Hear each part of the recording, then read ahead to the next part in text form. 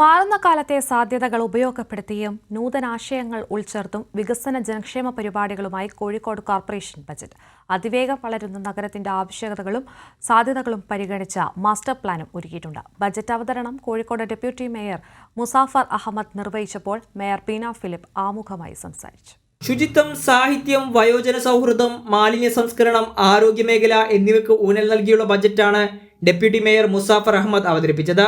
1238.69 കോടി രൂപ വരവും 1278.29 കോടി രൂപ ചെലവും 60.40 കോടി രൂപയുടെ നീക്കിയിരുപ്പും പ്രതീക്ഷിക്കുന്നതാണ് കോഴിക്കോട് കോർപ്പറേഷന്റെ 2024-25 വർഷത്തെ ബജറ്റ്. യുനെസ്കോയുടെ സാഹിത്യ നഗര പദവി അർത്ഥപൂർണമാക്കാൻ സമഗ്ര പദ്ധതിയാണ് ബജറ്റിൽ വിഭാവനം ചെയ്തിരിക്കുന്നത്. ടാഗോർ ഹാൾ നവീകരണം ഈ വർഷം ആരംഭിക്കും. ഇതിനായി 6 രൂപരേഖകൾ നേരത്തെ തയ്യാറാക്കിയിരുന്നു. മാലിന്യ സംസ്കരണ സംവിധാനങ്ങൾ ശക്തിപ്പെടുത്തുന്നതിനായി സീറോ വേസ്റ്റ് നയം നടപ്പിലാക്കും. ഇതിന്റെ ഭാഗമായി നഗരത്തിൽ മാലിന്യം ശേഖരിക്കുന്നതിനും നീക്കുന്നതിനും ആധുനിക സംവിധാനങ്ങൾ ഒരുക്കും. കുടുംബശ്രീക്ക് ആസ്ഥാന മന്ദിരം നിർമ്മിക്കുന്നതിനായി 1 കോടി രൂപയാണ് ബജറ്റിൽ നീക്കിവച്ചിരിക്കുന്നത്. അതിവേഗം വളരുന്ന നഗരത്തിന്റെ ആവശ്യകതകളും സാധ്യതകളും പരിഗണിച്ച് മാസ്റ്റർ പ്ലാൻ ഒരുങ്ങിയിട്ടുണ്ട്.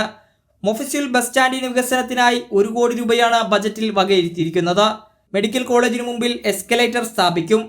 ഇ ഗവേണൻസ്, ആരോഗ്യ സംരക്ഷണം, മത്സ്യമേഖല, കൃഷി, മൃഗസംരക്ഷണം, കായികം, പാർക്കിംഗ് കേന്ദ്രങ്ങൾ, നഗരത്തിന്റെ സൗന്ദര്യവൽക്കരണം തുടങ്ങിയവയ്ക്കും ബജറ്റിൽ ഊന്നൽ നൽകിയിട്ടുണ്ട്.